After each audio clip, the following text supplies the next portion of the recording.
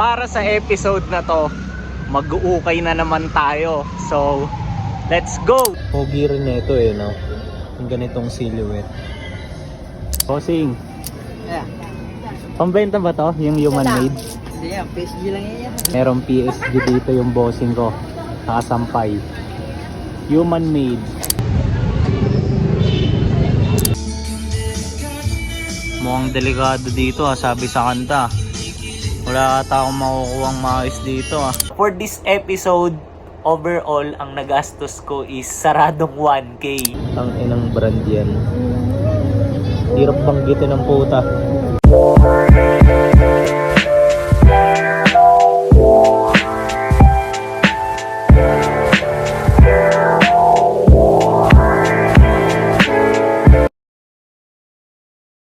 Yo! Good day sa inyong lahat. So para sa episode na to, mag-uukay na naman tayo. So let's go. Then hoping ako na sana may makuha tayo, 'di ba? Be it pambenta man or PSG, para at least sulit yung labas natin, 'di ba? Kasi kita nyo naman sobrang init. So check natin kung ano yung mga pwedeng mangyari. Let's go.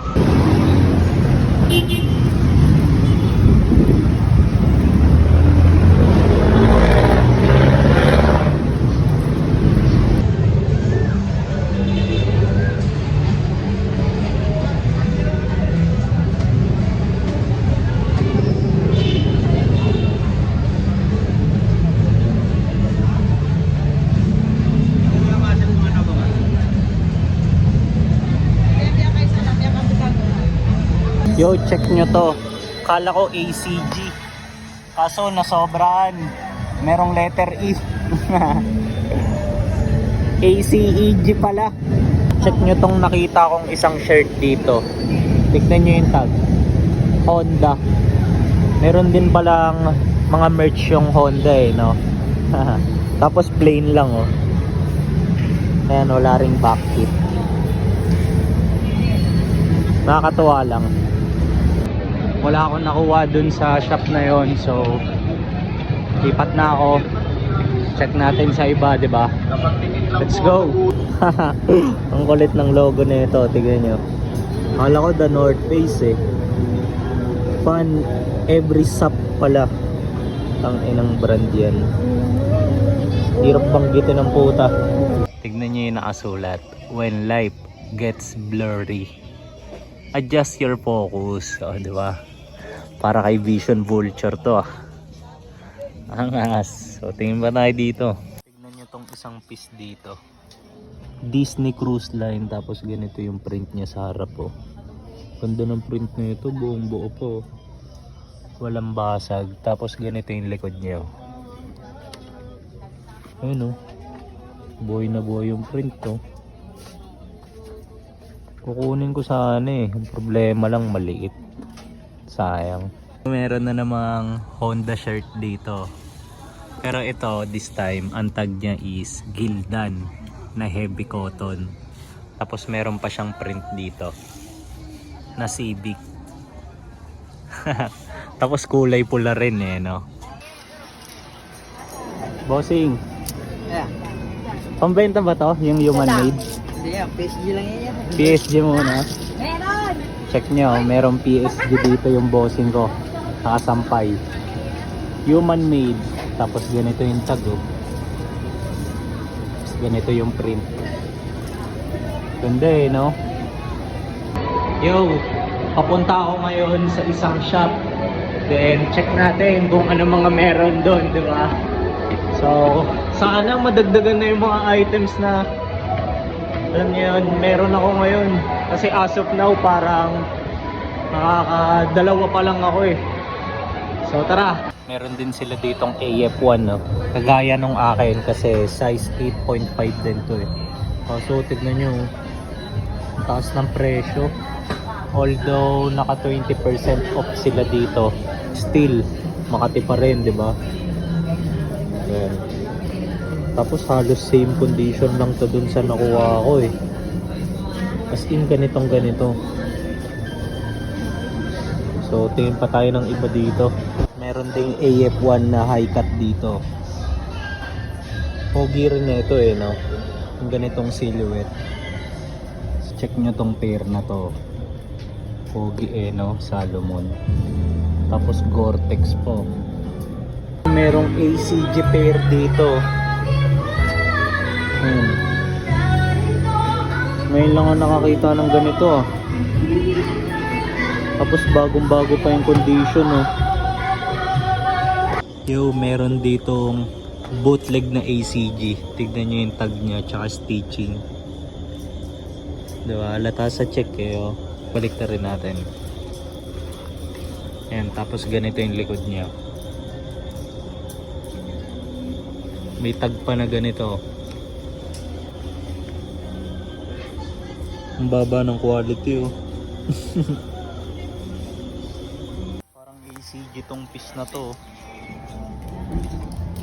Pero pag tinignan ng maigi, yung chinek ko, Columbia pala. Angas din ang itsura na itong Columbia na to. Please. Tapos ganito yung material nyo, tsaka kulay. Meron dito peking Baby Milo. Tapos ganito yung tag Damn. Puro bootleg yun nandito Ito. Ebiso naman this time. Tapos ganito yung tag Mukhang delikado dito sabi sa kanta. Wala ata akong makukuha ang maayos dito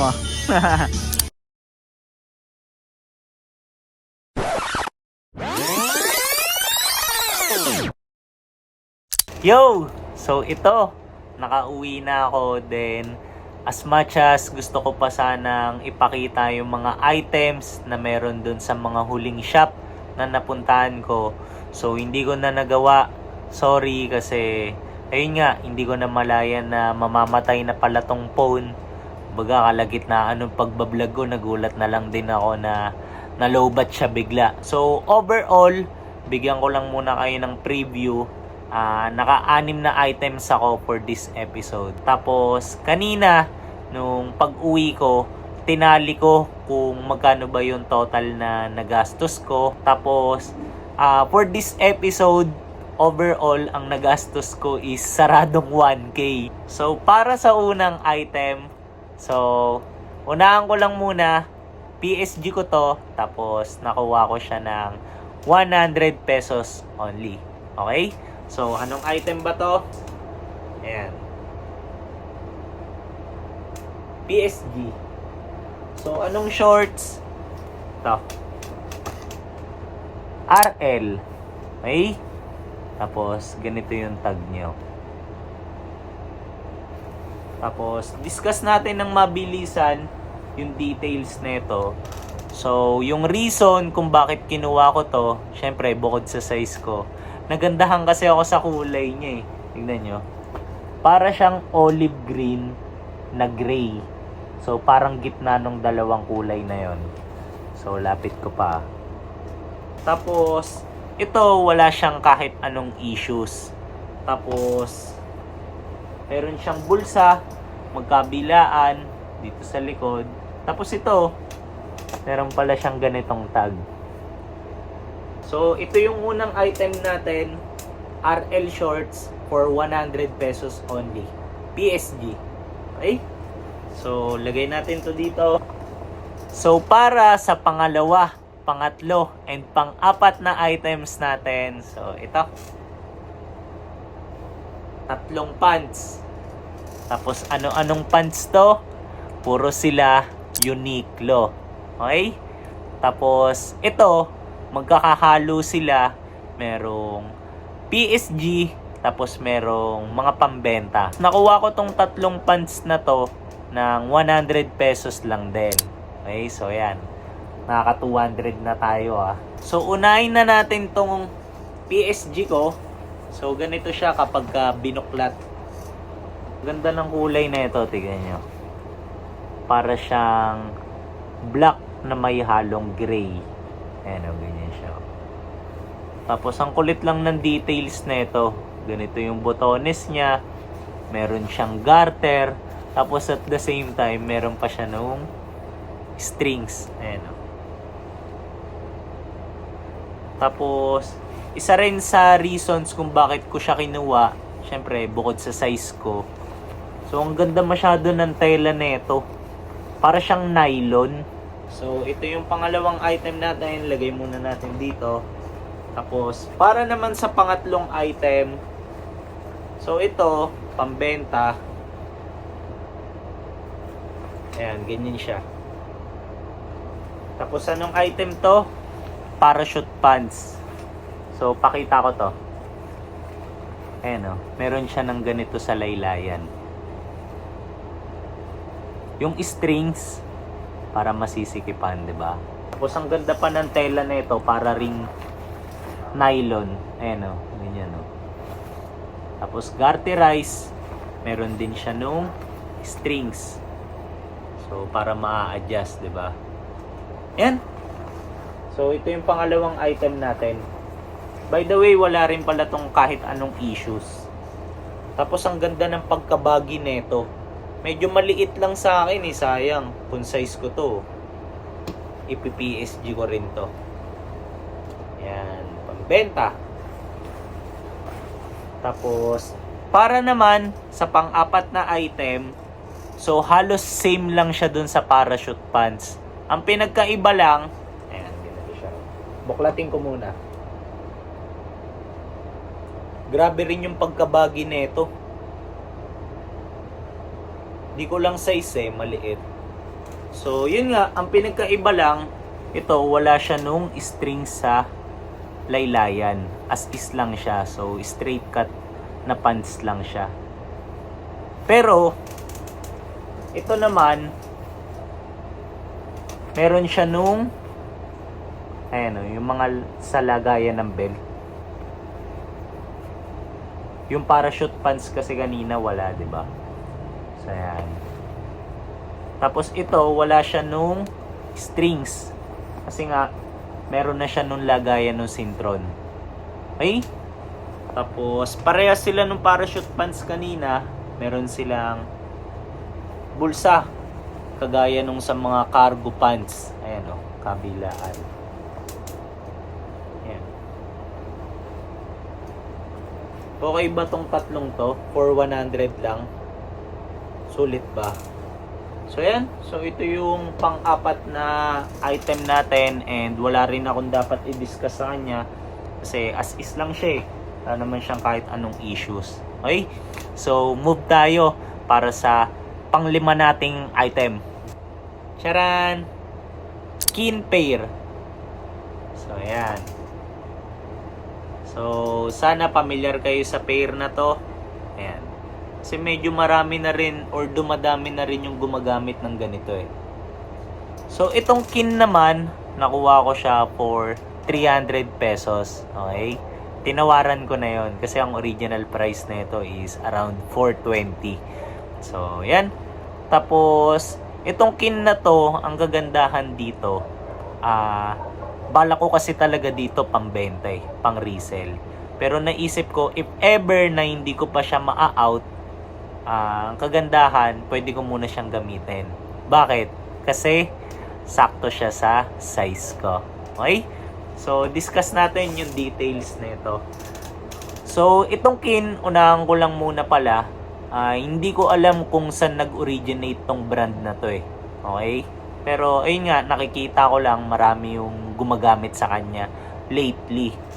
Tapos, ang kagandahan pa, itong kin din pala, made din to for outdoor activities kagaya ng mga Nike ACG, mga Columbia, so yan. Tapos, kung napanood nyo yung vlog ko nung nagbundok kami nila Vision Vulture, ganito yung brand na gamit ni Jad nung kasama namin, okay? Tapos, yun, safety naman siyang nakaakyat and everything, kasi nga, gawa talaga to for extreme activities din. Okay? Tapos, balik tayo dito sa pair. Ayan, meron lang siyang simpleng branding dito sa part na to, sa gilid. Ayan o. Kin. Okay? Tapos, meron lang din siyang logo dito sa likod. Ayan. Tapos, ano pa ba masasabi ko dito? Ayun! Wala pala tong kahit anong heel drags and issues. So, pakita ko yung ilalim sa inyo. Tingnan nyo. Sariwa to. Ayan. Tapos may mga homies ako na nakikita na nagdi-dispose ng mga ganitong pair. Maabot yun sa kanila 1.5 and up. 'Di ba? So, yan. Tapos ang kagandahan pa dito sa nakuha ko, tignan nyo yung kulay, 'di ba? Sobrang versatile ba? Or flexible. Kasi hindi mahirap bagayan, 'di ba? Ayan, oh. Black and gray lang. So, yan. Tapos, gandang-ganda ako sa details na ito. Tignan nyo. Meron pa nung mga ganyan, no? May mga kin pa. Ayan, sana makita. Yan. May kin. Doon sa parang adjacent niya. Pati dito, meron lang din parang logo. Sana mapakita ako. Lapit natin. Ayan, no? Diba? Tapos yun, na-adjust siya. Ayan, ganyan. Try natin. Ayan.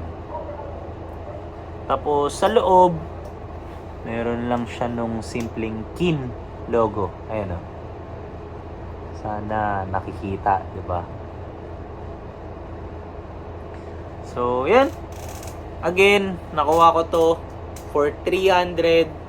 Bale, nakaka-100 na tayo dun sa RL na shorts kanina. Tapos 100 ulit para dun sa mga pants.